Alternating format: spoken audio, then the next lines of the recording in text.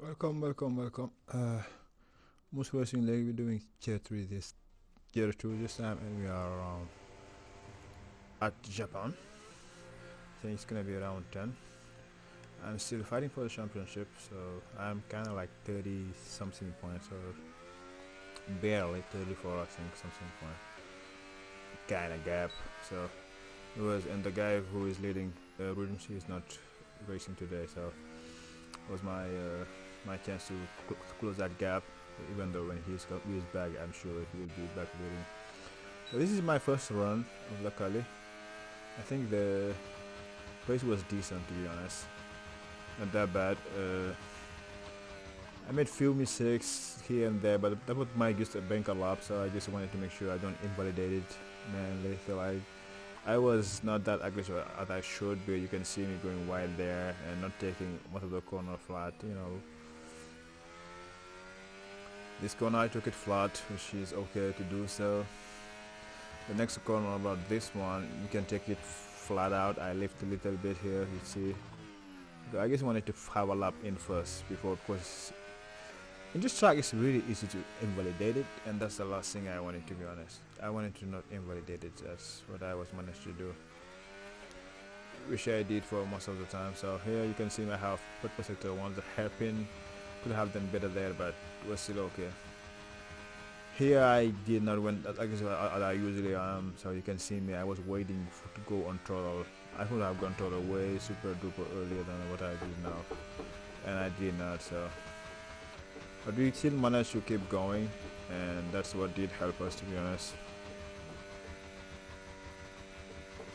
Going to the line, I'm gonna cross it in the 27 something, I would say. I think my banker was gonna see.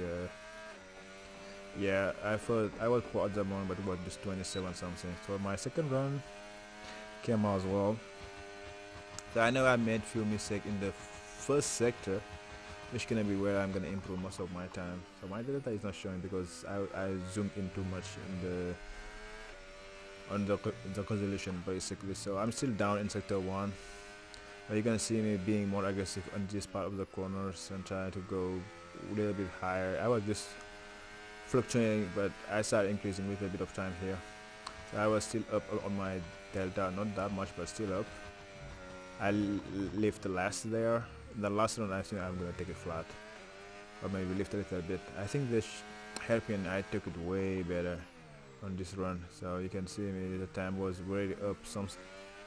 This way of taking it is way better. I don't think I even managed to do it better after that. So at this time the pole time was 1:27.258 from Miller. So I saw that I needed to take more risk here, and I do take it more here. So I was still up few tenths, and I think by the time I cross the marker of sector 2, I'll be up 1/10, barely up 1/10. So not that much. Purple sector 2 still. But my sector 3 exit of the chicane was good. I let me wide there the entry of the chicane. But still, I think that was good, at least to get me in the P2. So I was 700 behind the pole time. So I was one more try, the last try, with 1 minute to go. I guess I went out again. Because here, pole and P2, there's a big difference. There is no much spot to overtake. So if you are not pole, you are P2, and there is a chance you're gonna finish P2 during the race as well. So already in sector 1, I was taking more risk on everything, and I was already up a bunch of time. I think by the end of sector 1, I should be up at least 2 tenths or something like that. The mark is gonna come right here, and I think I was up. Let's see, 121 tenths. And I think I'm gonna make a mistake right at the hairpin. But so far so good. I think taking clean, and you're gonna see me here. I make a little bit of mistake. Rear locked up. I lost a little bit of time there because I was 2 tenths up right there. But I keep going. Because I said, you know what? If I did not make that mistake, I think I could have got pole. But I was still up, so I decided to keep going, keep pushing, and I was more aggressive here as well. You see me going to trouble way earlier than anything else. So going to sector marker of sector 2, I think at this moment I'm only 400s up. only for, so I lost a bunch of my time right there. So that's where the pole position slipped it, because I'm gonna cross the line. I think I'm gonna get the pole for a few seconds. I get the pole with 1/10 up, but I knew it wasn't gonna be enough because I did not put any purple sector, and I ending up being in a P2 basically, because 6,000 that was the difference. 6,000 was a difference. 6,000 was a difference. That was just how tight it was. Are you back into the lobby or not yet? So yeah, my teammate get disconnected at the start of the race. I get a good lunch, I guess. I was get a good lunch somehow, and I get side by side. It wasn't enough. We were side by side. I have to back out of there because otherwise I won't make it. I must make sure I keep my car wide enough to not let the Ferrari behind me through. So I managed at least not lose position. I tried to see if I could get the pole position, but yeah, from this moment on, because Miller, we did practice together at some point during the week, and I think that's when I found out it's gonna be really tough for anyone to overtake anybody. So the race pace was kind of similar between him and I. So I knew that the moment that he could come out of turn 1 ahead, there's high chance he will keep being ahead for a long time. So at this moment it was about just settling into rhythm. I think the top 10 kind of stuff like that all started on the medium. The only one who did start on hard was, I think, the Williams of Fox. Everybody else starting on medium, so we were all on same tire because nobody wanted to be on hard and just be stuck behind. But you can see on the map, the top 3 already started making a gap to his teammate QE, who eventually gonna come back, but he's gonna use another battery for that. So we already starting to put a gap. By one lap, we already have a gap enough to put him out of DRS. And yeah, we don't use much of the battery. I'm at 50% at the cross of the line, so it's gonna be the same situation for the next few laps. I think I was just behind him, settling into rhythm, waiting for him to make a mistake and stuff like that. But he was driving perfectly, to be honest. And it's not like I was pushing as well to keep up with him, because I knew our pace was kind of the same and our tire wear kind of the same as well. So we were in a kind of a deadlock basically. So lap 5, somehow I see that myself pretty close to him, and I have 80% battery. So I said, okay, let's try to test the water basically. At this point, I was trying to test the water and see how he's gonna respond if he's being attacked. So I push a lot, save 50% battery for the DRS. I know he is running a slight lower downforce than me. Even though I have a good exit here, you can see it's gonna be tough for me to be side by side. He's 2/10 ahead, and there is not much straight. So I tried to have a look on the inside. Ooh, when I had to back out of there, I almost had contact there. So I said, "Oh, that wasn't worth it." But at least I try and see what he has, and he had a response to that. So that's how you do sometimes. It might not work the way, but you gotta try and test the water and see how he reacts. He defended well, positioned well his car in the middle of the track. I couldn't go outside. There wasn't enough room to the inside, so I had to just back out and sit behind him again, making sure that I keep an eye behind me as well for the Ferrari to not give him an opportunity to go through me. Yellow flag very quick. It was the Ferrari of QE who went off track right there, so he lost a few more positions. But yeah, at this point that was just us top 3. So trying to sit behind him wasn't a good deal. I think I made a mistake here. I was planning to pit on lap 10, but somehow I don't know why. When I was racing, I think I was thinking it was lap 10, but it was not. So I pit 1 lap earlier than even what I was planned on. Even though I was trying to go for undercut, but I was trying to go undercut 1 lap undercut, not 2 lap undercut basically, because I think the standard pit stop here is lap 11. So I put it end of lap 9, which gonna put me in a bind at the end of the race. That I knew that, but I said, okay, now that we already up on the wine, we have to drink it basically.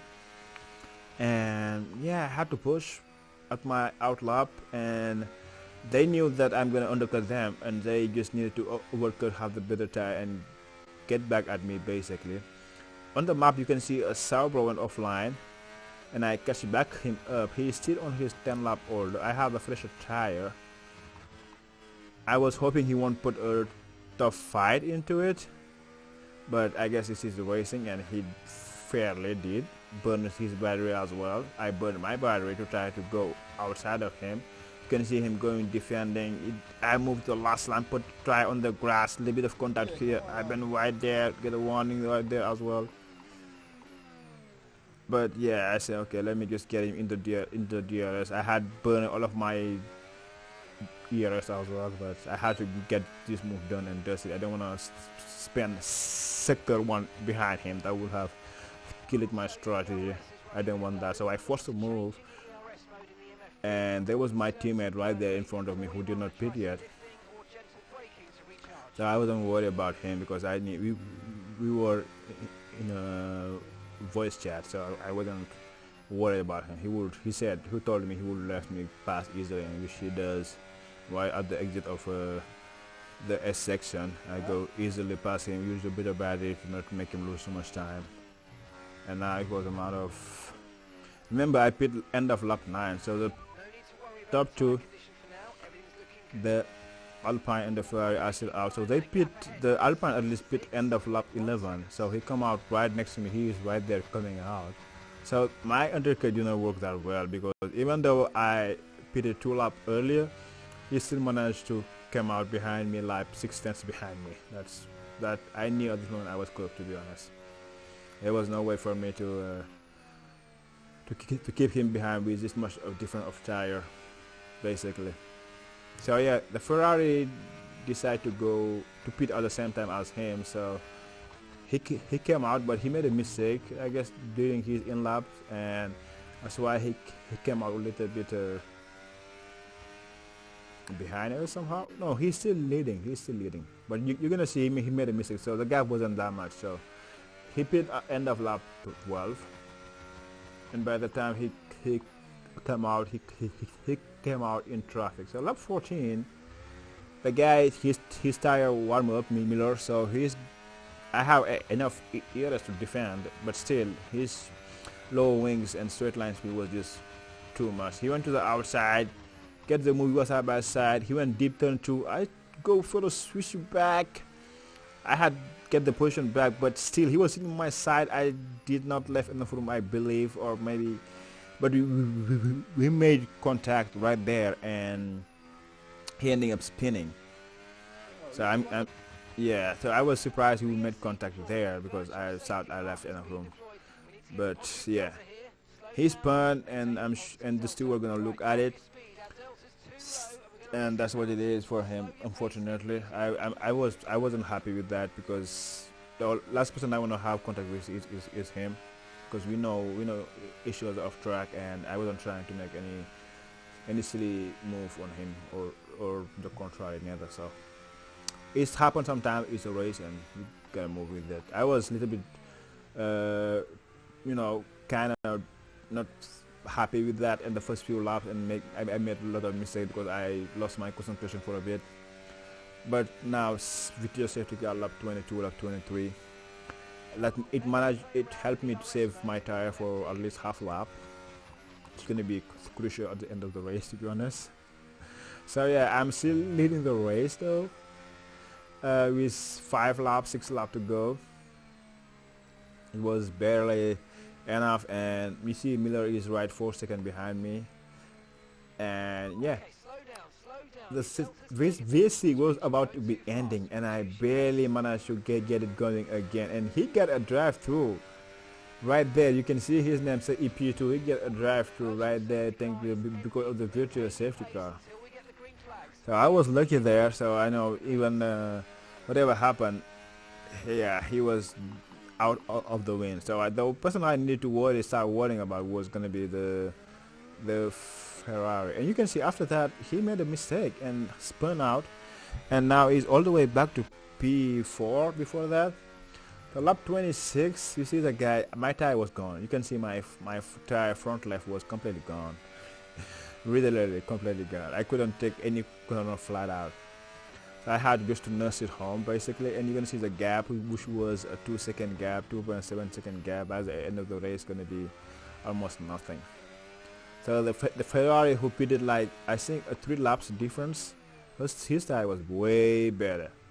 So he was catching like at the speed like square speed basically. So the win was gonna be between me and him if he will manage to catch you back up on before the end of the race or not. Basically, that was just what gonna be next. Like that what gonna make the difference basically.